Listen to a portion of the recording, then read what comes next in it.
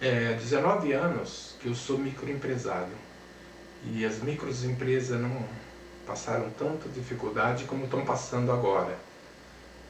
A alta carga tributária dificulta muito o funcionamento das microempresas. E a gente vê sempre nas publicações por aí que as microempresas, 60% não sobrevive até o terceiro ano de vida, devido à burocracia, à documentação, às concorrências, muitos impostos, muitas leis que oneram muito o cofre da microempresa. Uma delas é essa lei da gestante. Essa lei da gestante, que é uma lei predatória, que é muito boa, mas para empresas grandes, que tem um grande número de funcionários. Porque a empresa pequena que tem 3 ou 4 funcionários, quando afasta uma funcionária por motivo de gravidez, essa funcionária continua dando despesa para a empresa e o microempresário tem que contratar uma outra funcionária para substituir. No caso da minha microempresa, foram 2 casos consecutivos de gravidez. Uma se afastou, ficou um ano afastada, depois achou por melhor pedir demissão, depois logo em seguida a outra viu que a anterior levou vantagem, também engravidou, ficou afastada mais de um ano e ainda na época da sua demissão, que ela percebeu que estava grávida, começou a provocar demissão, a problema para a empresa, e eu tive que demitir.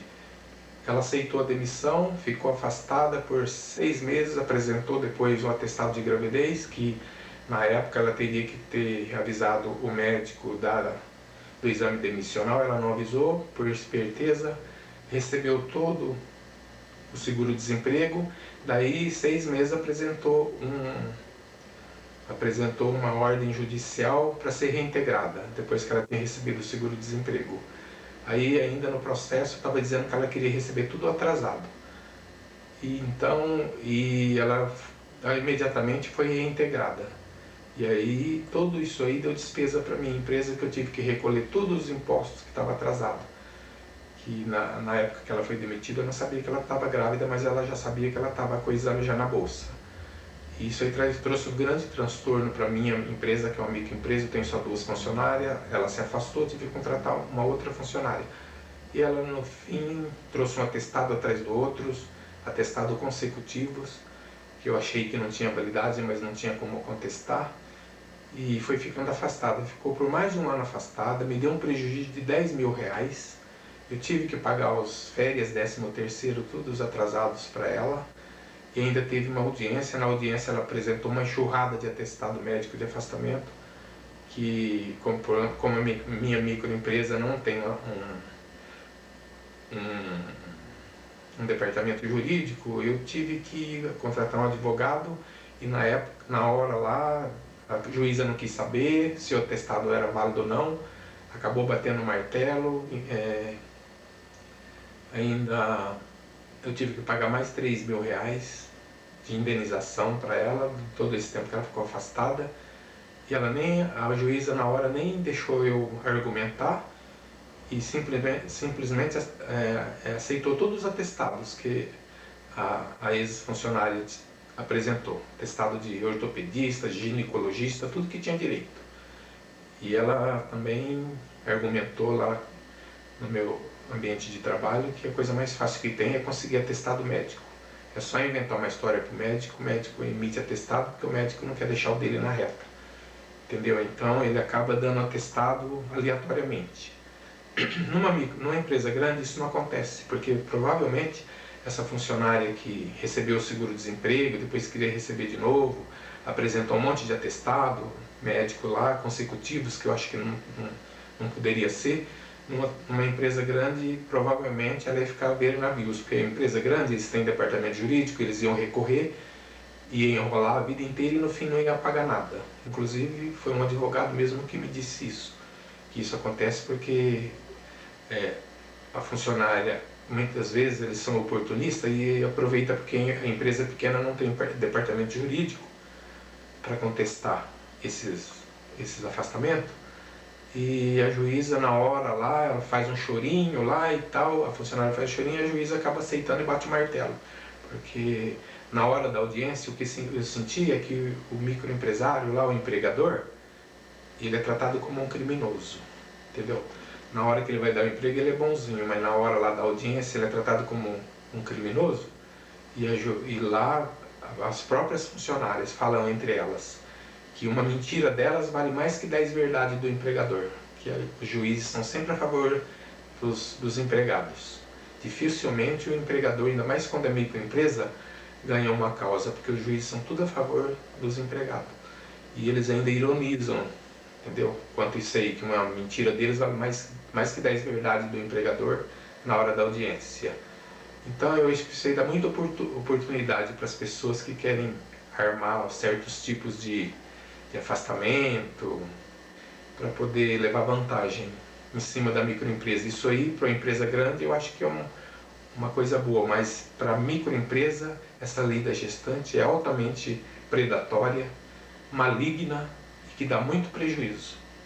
Eu, sinceramente, estou pensando seriamente em trabalhar só com funcionário masculino, porque as funcionárias femininas, com algumas exceções, elas são muito assim, são muito preocupadas em uma informar a outra como que faz as maracutaias para poder levar o patrão na justiça, porque sabe que a justiça sempre dá razão para funcionários, nesse caso aí para as gestantes. Então eu acho que para a microempresa essa lei das gestantes são altamente nociva. Inclusive, segundo uma pesquisa, saiu no jornal regional aqui da minha cidade, que aqui na minha cidade, que é uma cidade de porte médio, 49% das microempresas estão com os impostos atrasados, que não conseguem pagar os impostos por causa da alta carga tributária.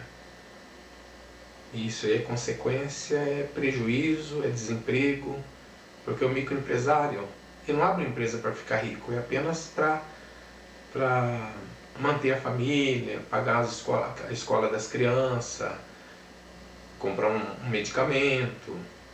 E na vizinha região aqui, que é Araraquara, já 50% da microempresa também estão com os impostos atrasados, que não consegue pagar os impostos por causa da alta taxa tributária, alta carga tributária.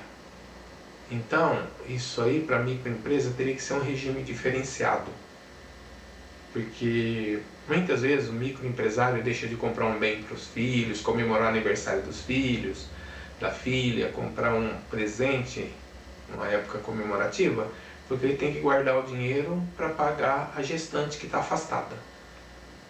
Tem que guardar o dinheiro porque senão é bem provável que vá para a justiça e isso acaba resultando em multa, correção monetária, tem que pagar muito mais depois.